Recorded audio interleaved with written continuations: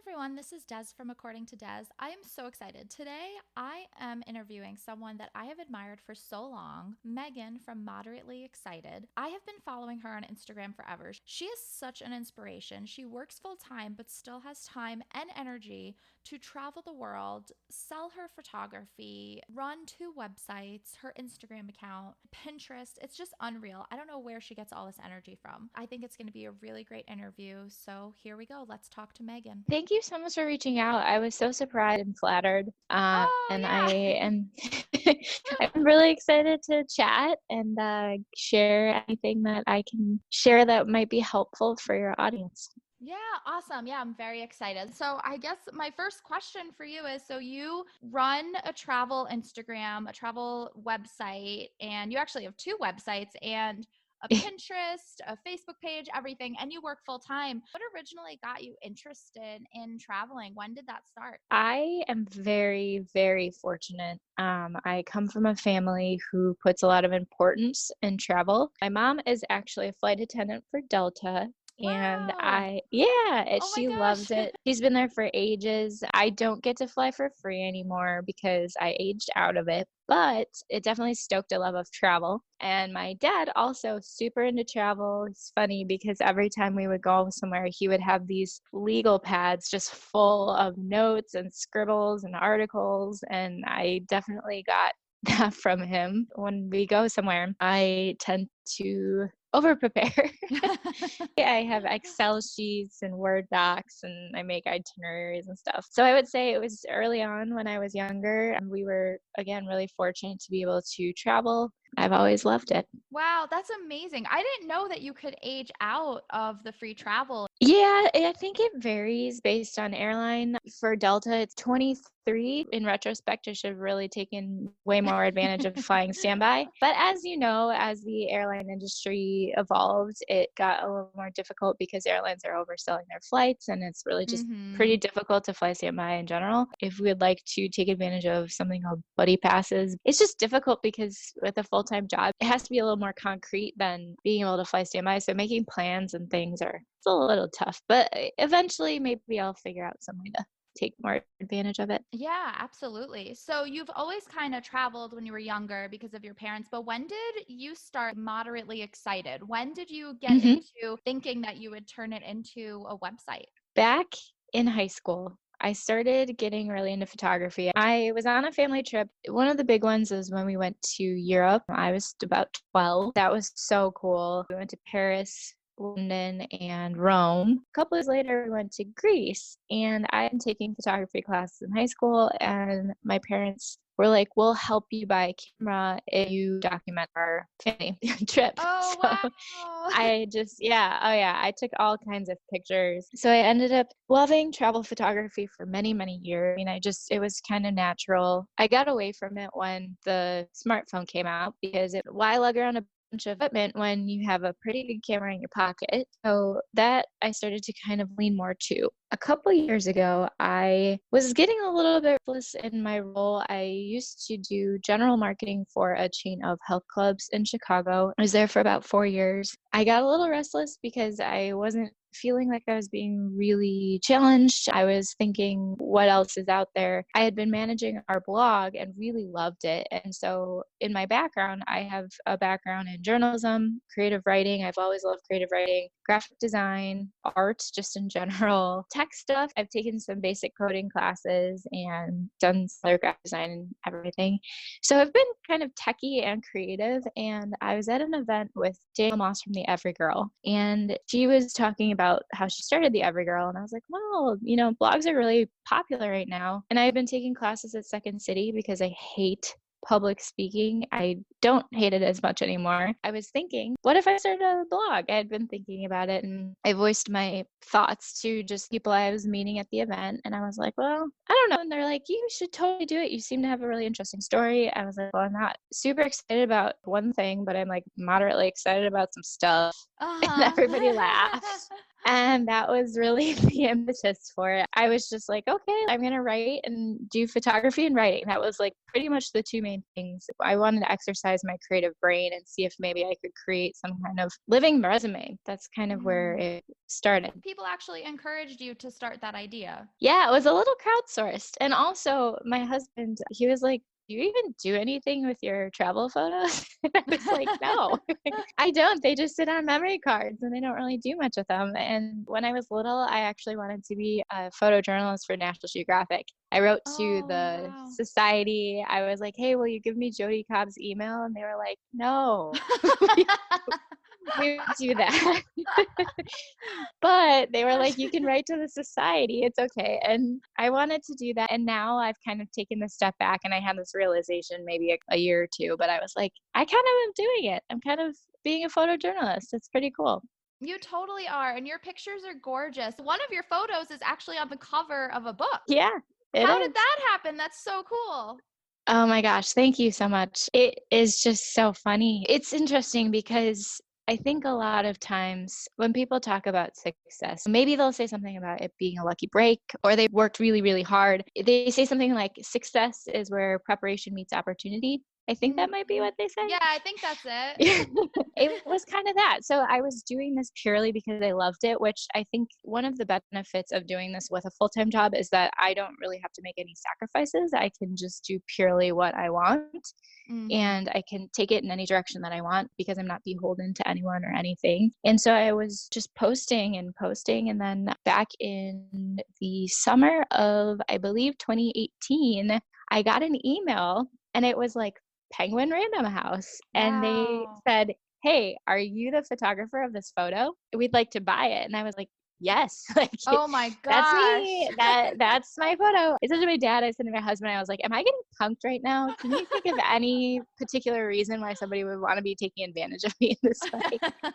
And so I realized it was accurate. And I said, yes, indeed, I am the photographer. I took that while we were in Dingle, Ireland. It was such an amazing trip. We went through the whole process and they told me the author had found it on my website. I was just ecstatic. And actually, I think they said, oh, the author wanted to use it. And so I ended up reaching out to the author through Instagram and I was like, thank you so much. This is such an incredible opportunity. I can't believe it. Out of curiosity, how did you find my photo? And he said, we were trying some new things. And I was like, what if we used a photo or a cover? And my wife found your blog. He had said it was fortuitous because it's a book called My Father Left Me Ireland by Michael Doherty. He has written for The Atlantic. He's very well known. And he said that he was reading letters while they were in that same kind of area in Dingle, and it must have really resonated with him. So that's pretty awesome. Wow, and that photo is gorgeous. So I could Thank see you. why he wanted to use it. It's really beautiful. Thank you so much. So I know you Thank you. said that you use your phone a lot to take pictures now, but for example, even with that picture, did you use an actual camera? Yep, I did use an actual camera. I recently upgraded. I had been using Nikons for a really long time, Team Mhm. Nikon. Woo. I also have used Canon. I was reading a little bit about the mirrorless movement, and so now I use a Sony mirrorless. Oh, great. And do you love it? I do. It's pretty awesome. The quality of the images is just insane. I tried to go back. I was like, I don't know if I want to bring my nice camera. I think we were going to Peru. We went to Peru and I was like, Oh. I don't know. I don't want anything to happen to it. And I was like, oh, the quality is not the same. So I do love it. It's a pretty incredible thing that they were able to do with the technology. Basically, DSLRs were always the creme de la creme because of the technology not being quite up to par. But Mhm. now, because of technological advances, the mirrorless is actually quite a bit more developed. The camera industry, I guess, is just so competitive. There's so many new things coming out all the time. So it'll be interesting to see what comes out next after the mirrorless. Yeah, We'll see. I don't yeah. know. So you run two websites, your travel Instagram, a Pinterest, a Facebook page, and you work full time in marketing. So how do you find the time and the energy? Oh my goodness. Because you post pretty consistently. I thank you, first of all, for noticing. It's kind of crazy. So I will say we're speaking at a very interesting time for me. So I started my website about 3 years ago.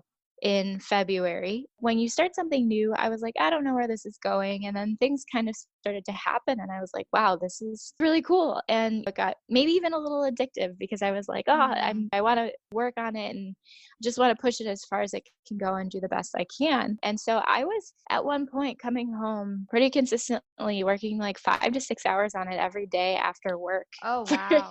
Wow. And it's a really incredible amount of work, but it's a labor of love. I was really enjoying it. Not that I am not, but it was a lot. And I ended up not really preparing myself for burnout. Yeah, I get very excited and throw myself in 150%. So it was probably inevitable. So I've actually been through a couple of episodes of it with ebbs and flows of motivation. I'm definitely back in it. I have done some really awesome projects with some companies such as Visit Idaho, Visit Bloomington. That's not going anywhere, but Mhm. I did do a detox for the month of February and it was really incredible. Yeah, I calculated that I had been using about 70 hours basically just on Instagram Oh and my gosh. a month. Yeah, and that's a Wow. lot of time. So it was nice to take a step back and reflect because I think when you do anything over and over again, the creative process is a lifelong process. I don't think that it's meant to be 100% sustainable at the same level that you do it the entire time. And I Mhm. think that's where a lot of creators will take the lead is because they are finding the process of how to make it work for them, how to make it sustainable. I love writing. I get up and I write for 30 minutes a day, and it seems like a really small amount, but I think that's how they keep it sustainable. So right now, for me, I'm in this weird period where I'm working through kind of how to make it sustainable, but I always do have that motivation. For me, I'm a storyteller at heart, and there's always something new to learn, and there's new people to learn about. I think it's pretty similar to you. You said you love telling people stories and interviewing them. It's the Mhm. same. So I think that's really where my motivation comes in. And also, time management has become really important. I can do now more in a 25-minute lunch period than I could before, or, using my commute and answering Mhm. emails on my phone or engaging with my community. I also being able to discern what really is the most important thing. So, for example, I also am in this kind of weird space where Instagram is a very natural extension of my website. But first and foremost, I started with my website. Being an influencer on social media and being like a travel writer are two very separate things. Took Mhm. me a little bit of time to learn that. If maybe things are getting a little stagnant on social media, it's hard to remind myself, but I do remind myself that that's not really what you're going for. Make sure that you're managing your expectations. So I think being able to balance it is a little bit of time management, the motivation, understanding that you have to find ways to make it sustainable. Getting advice. I get a lot of advice from other people too. Oh, okay. What is your best piece of advice that you've gotten? I've gotten a lot of really wonderful advice. One of them that really sticks out in my mind is that you can do everything, but you can't do everything at the same time. You're Mm. capable of it. You can't be firing it on all cylinders all the time. Yes, that is so true. To realize that and then be able to take your foot off the gas when you need to is really important.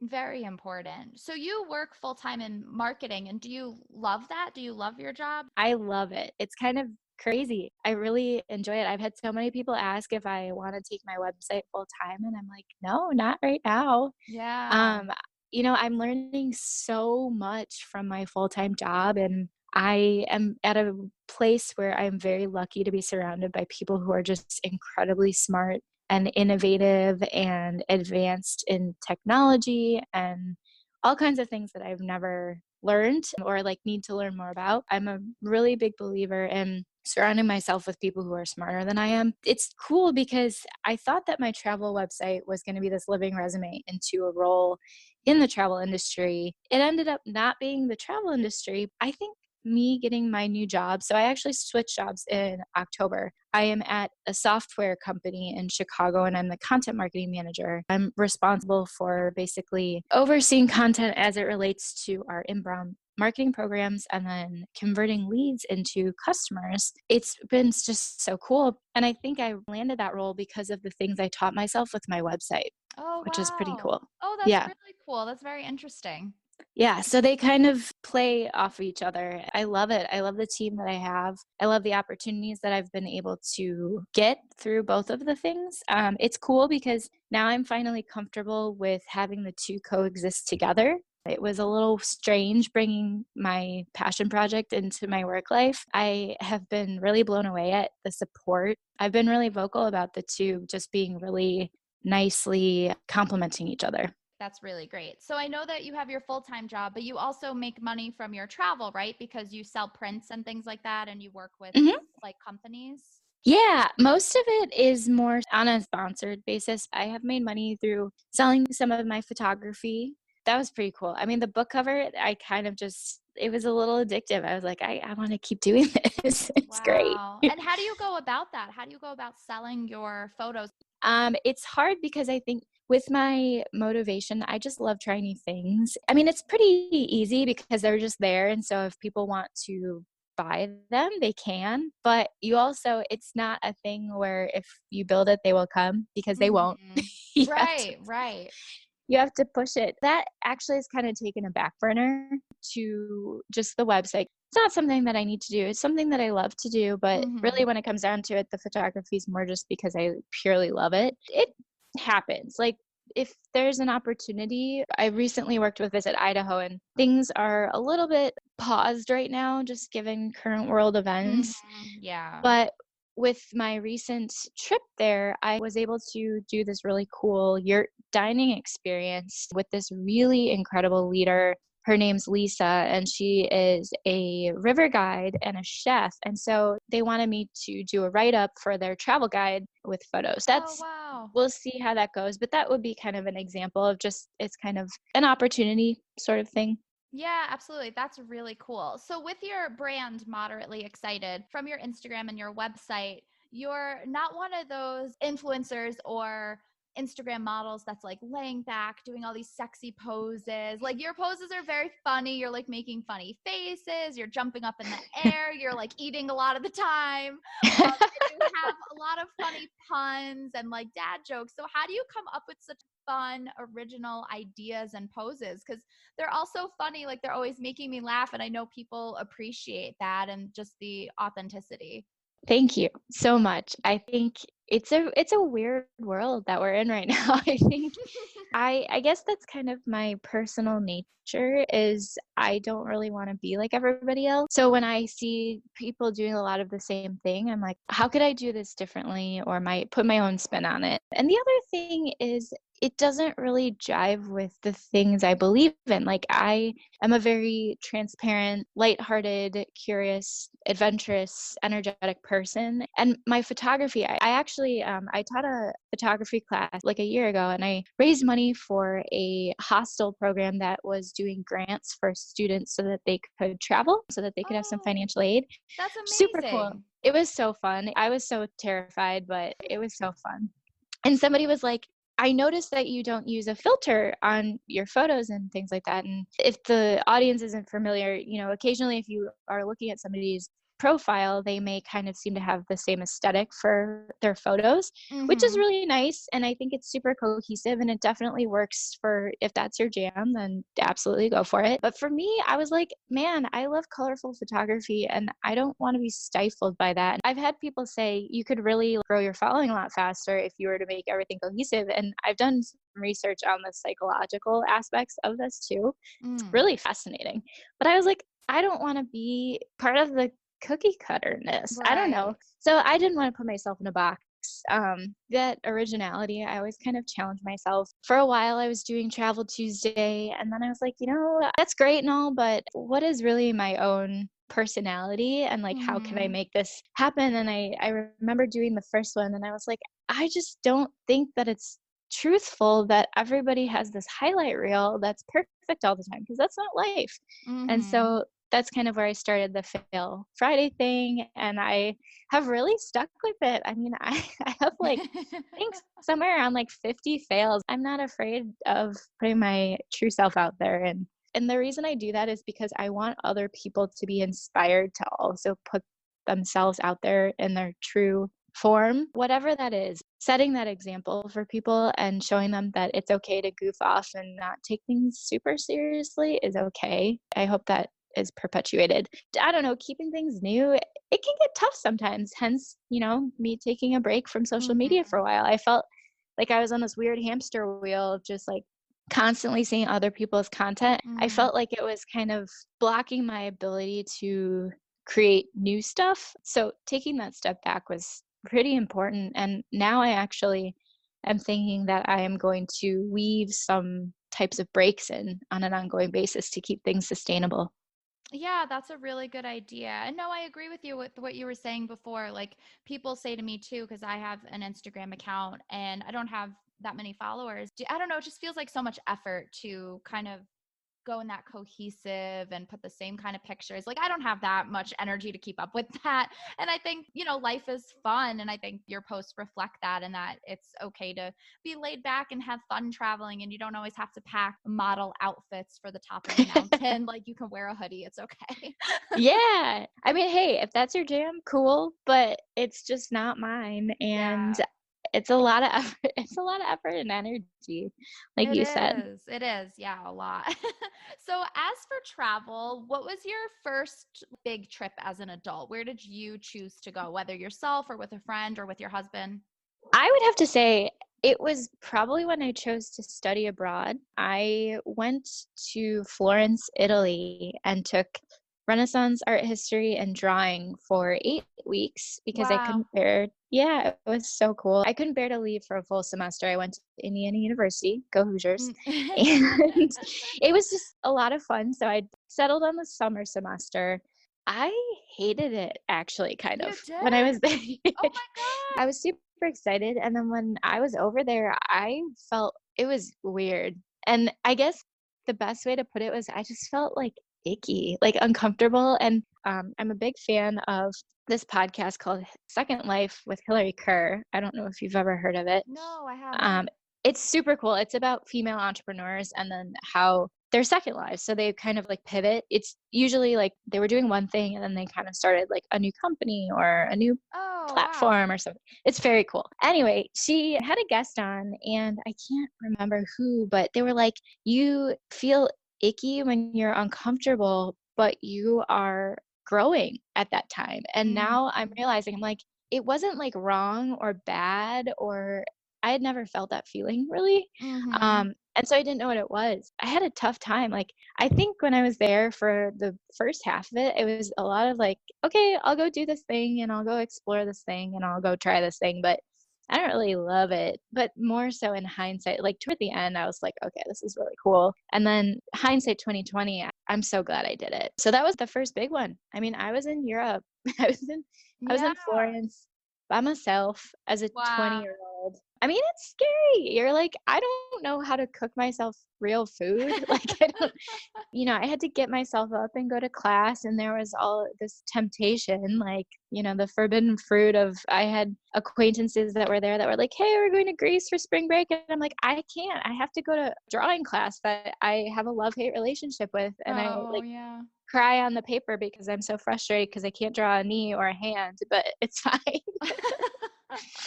Side note, I did not know I signed up for intro to drawing, like intro. And I was like, okay, we'll be drawing pasta and still lives and maybe some birds or something. We drew naked models. Oh Like, my gosh, for intro?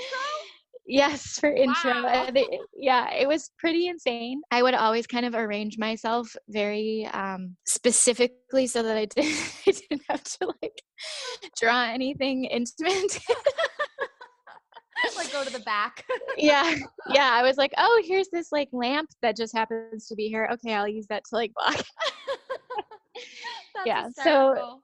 yeah, people were like, "Hey, do you wanna come?" And I'm like, "No, I have to, like, adults," which was so Yeah. weird. So, that was the first big one, and then the second, when I graduated, I visited a friend in Singapore, and that was Oh, cool. so cool.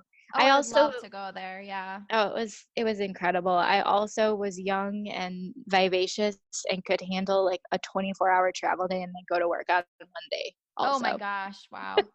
Yeah, those were my first trips. Oh, that's great. Do you know how many countries and states you've been to? I do because I was actually answering a question for somebody I had to count. I've been to 17 countries and I don't Wow. know how many states. It's one of my goals to visit all 50 states. Is that a goal that you have? Do you have a goal to visit every country? I don't have any. It's more so that I am inspired by just things that I learn or cultural thing. I love outdoor recreation, so that's usually kind of an Mhm. aspect of what I'm doing. But I do have a huge appreciation for the States. I mean, we were doing a lot of overseas travel just because eventually we'd like to start a family and, Mhm. thinking through logistics of that. We were actually supposed to go to Egypt in like a week. Oh, And geez, yeah. I know. So we're not able to right now, but eventually we'll get there. Yeah, it's Yeah, the I same mean, with me. I was supposed to go to Puerto Rico next week, and it looks like I'm not ugh, going yet. we are in unprecedented, Yeah, very weird times, and we are. but it's cool that we can document and look back on this and say, wow, that was a crazy time. Yeah, absolutely. Um, It's gonna be some story.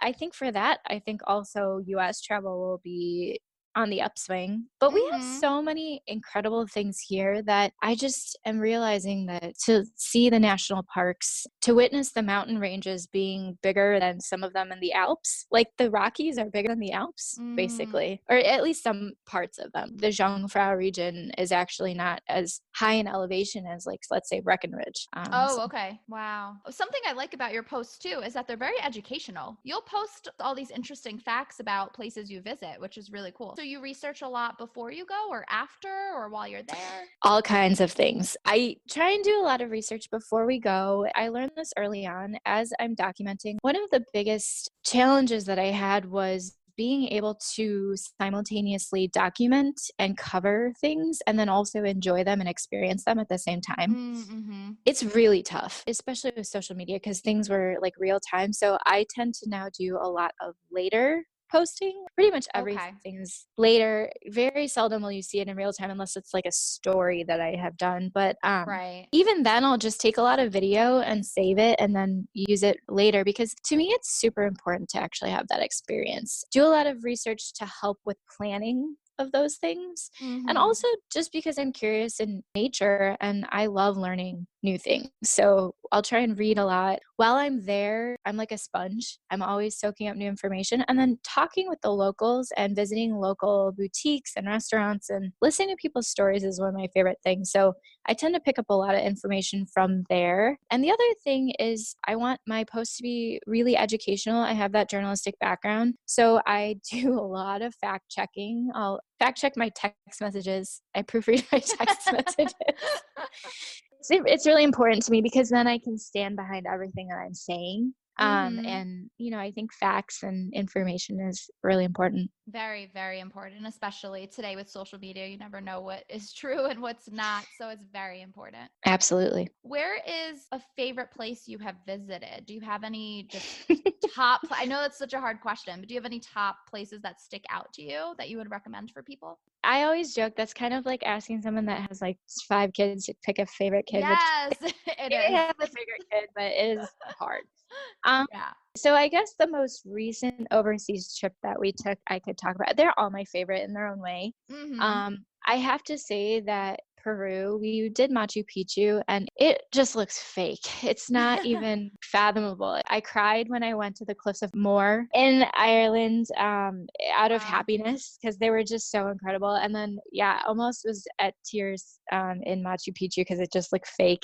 That's the only thing I can say. It just doesn't look real. It's so Oh, incredible. wow. That's Um, amazing. because we love the outdoor recreation aspect. So we did a couple days in Munich and then we went and we stayed at an Airbnb in the Jungfrau region of Switzerland, which is very close to Interlaken. I would be lying if I said part of the reason for staying in Grindelwald was not because it's a character in Harry Potter. It definitely was part of my there's a little bit of that. I mean, it was kind of a cool coincidence, but it was not as touristy as Interlaken, and it wasn't as quiet as Lauterbrunnen. Did copious amounts of research with there, but again, it just looks fake. It was Wow. just the most incredible thing. I can recommend the Airbnb that we stayed at. The woman is from Utah, and the husband is from Grindelwald. He's a local, and so they have this really incredible, very spacious B&B, and we went right before the mountain shut down for the winter season, which, word to the wise, don't go late October because Oh. everything is shut down. We didn't realize that until I started kind of asking recommendations.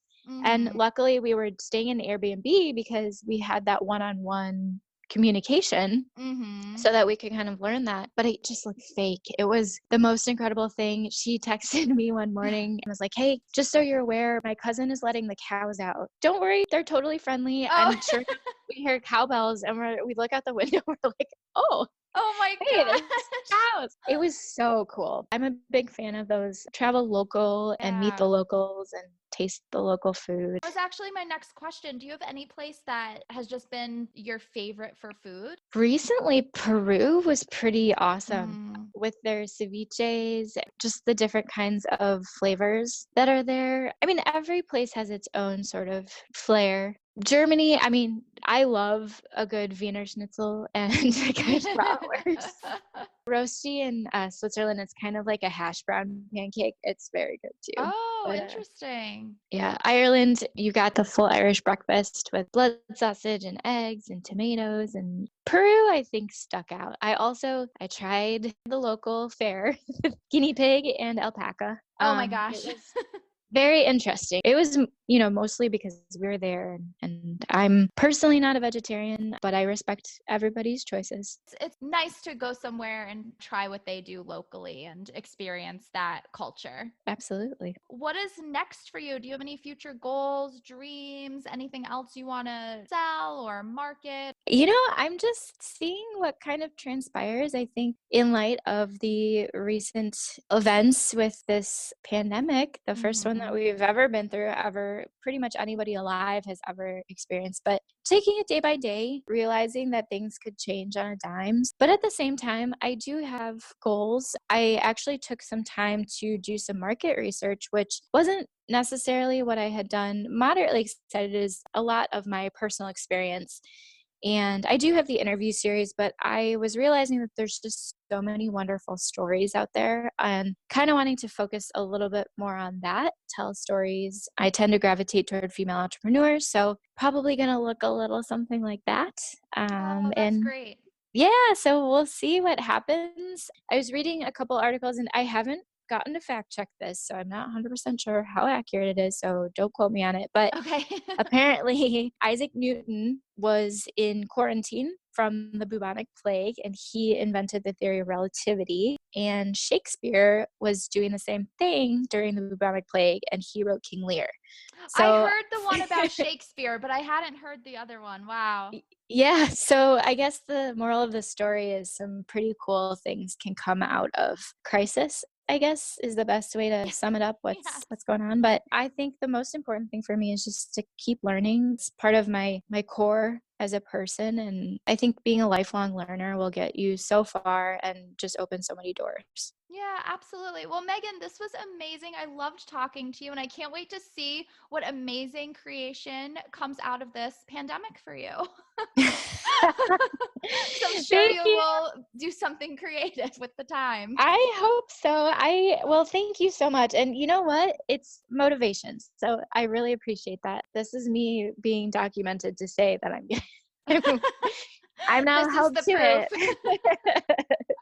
Yeah. So, thank you. This has been so wonderful. I'm so excited. I'm just so flattered and happy to share whatever I can with people, whether or not they have a full time job, they're trying to balance their passion with that, whether they're trying to start something new or motivated. The other thing is just do whatever you want because nobody out there knows what they're doing. Everybody's just No, kind of that's so true. It's so faking it till they make it. Whatever you want to do, just try it and go for it because the only thing you'll get out of it is a learning experience. awesome. Awesome. Well, I love that. Thank you so much. It's been so great talking to you. Yay, you too.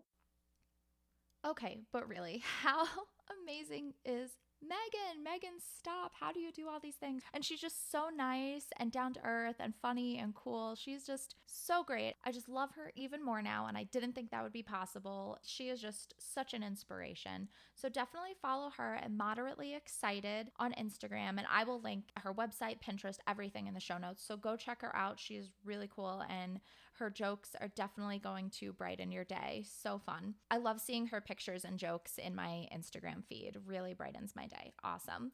So go follow her, and don't forget to follow me. Join my Facebook group. Post what you have going on. Post what you're doing. It's facebook.com/groups/according to Des. So definitely join the community and join the conversation in there, and follow me at According to Des, and subscribe and share this episode. And I will see you next time.